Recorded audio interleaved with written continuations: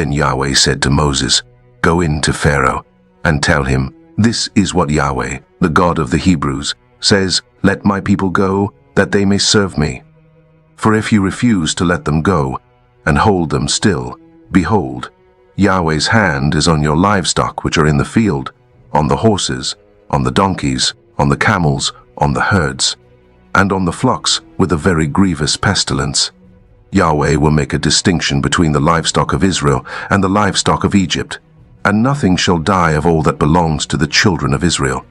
Yahweh appointed a set time, saying, 'Tomorrow Yahweh shall do this thing in the land.'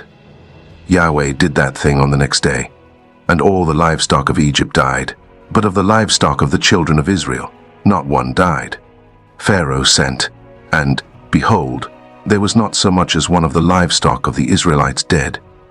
But the heart of Pharaoh was stubborn, and he didn't let the people go. Yahweh said to Moses and to Aaron, 'Take handfuls of ashes of the furnace, and let Moses sprinkle it toward the sky in the sight of Pharaoh. It shall become small dust over all the land of Egypt, and shall be boils and blisters breaking out on man and on animal, throughout all the land of Egypt.' They took ashes of the furnace, and stood before Pharaoh, and Moses sprinkled it up toward the sky, and it became boils and blisters breaking out on man and on animal. The magicians couldn't stand before Moses because of the boils, for the boils were on the magicians and on all the Egyptians. Yahweh hardened the heart of Pharaoh, and he didn't listen to them, as Yahweh had spoken to Moses. Yahweh said to Moses, "Rise up early in the morning, and stand before Pharaoh, and tell him, 'This is what Yahweh, the God of the Hebrews, says, Let my people go, that they may serve me. For this time I will send all my plagues against your heart, against your officials, and against your people, that you may know that there is no one like me in all the earth.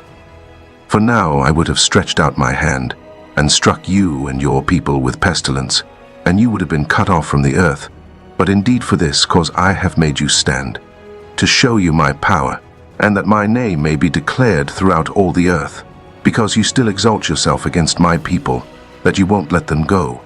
Behold, tomorrow about this time I will cause it to rain a very grievous hail, such as has not been in Egypt since the day it was founded even until now. Now therefore command that all of your livestock and all that you have in the field be brought into shelter. The hail will come down on every man and animal that is found in the field, and isn't brought home, and they will die."